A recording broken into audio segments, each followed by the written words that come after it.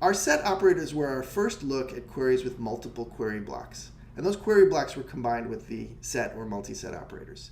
But there are other ways we can use multiple query blocks in a query using nested queries. So queries can be nested in a variety of ways. Here's one example. In the outer query here, we say from the sailors table, I would like to find tuples where the SID in the tuple is in a set. And that set is going to be defined by a subquery. The subquery here looks in the reserves table, finds reservations for boat 102, and returns the SIDs of reservations for boat 102. So the full query is asking for the names of sailors whose SID is in the set of sailors who have reserved boat 102. Okay, so that's a subquery with a comparison between the outer query and the subquery using in. We can also use not in as our comparison between the subquery blocks and find the names of sailors who have not reserved, in this case, boat 103. You can see what's going on here. In the subquery, we find the reservations for boat 103 and return just the SIDs. And in the outer query, we look for sailors whose SIDs are not in that subquery set. Here's another query comparator. Instead of in or not in, this is exists. This query is legal, but it's a bit strange. We're going to find the reservations for boat 103.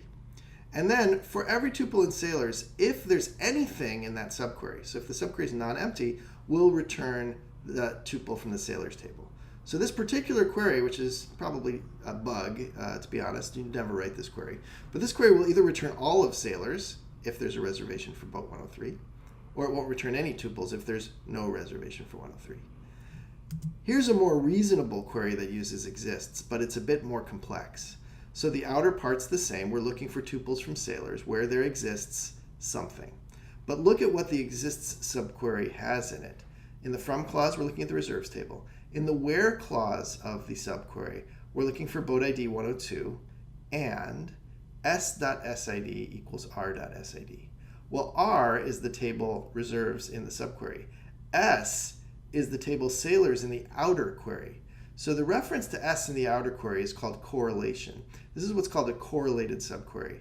And the way to think about it is that this subquery will get executed for each tuple of S in the outer query. So you think about this. We'll take a tuple of S and we'll run the subquery.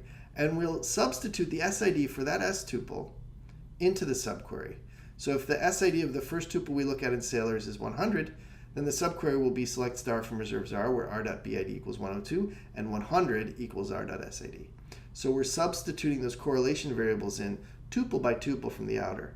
It's as if the exist subquery is a function call, which is being passed the current tuple of sailors, one tuple at a time. So the subquery is recomputed for each sailor's tuple. If the subquery for a particular sailor's tuple is non-empty, then the sailor's tuple goes to the output. If the subquery for a particular sailor's tuple is empty, then the sailor's tuple does not go to the output. So this is a sensible use of that exists subquery predicate because the subquery gives a different answer for each tuple of S. Some will exist, some will not.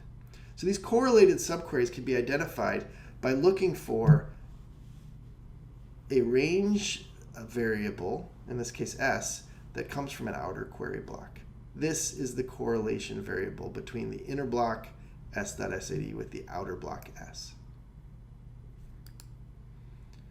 So talking about set comparison operators, we've seen in, we've seen exists. We can have not in, we can also have not exists. And there are other forms as well, like operator any or operator all. So let's look at an example of that. I want to find sailors whose rating is greater than that of some sailor called Popeye. And what I can write is, I want select star from sailors S, where s.rating is greater than any of a set of values. And that set of values is the subquery. It's the rating of all sailors whose name is Popeye. So we'll put a tuple into the output of this query if its rating is greater than any Popeye's rating.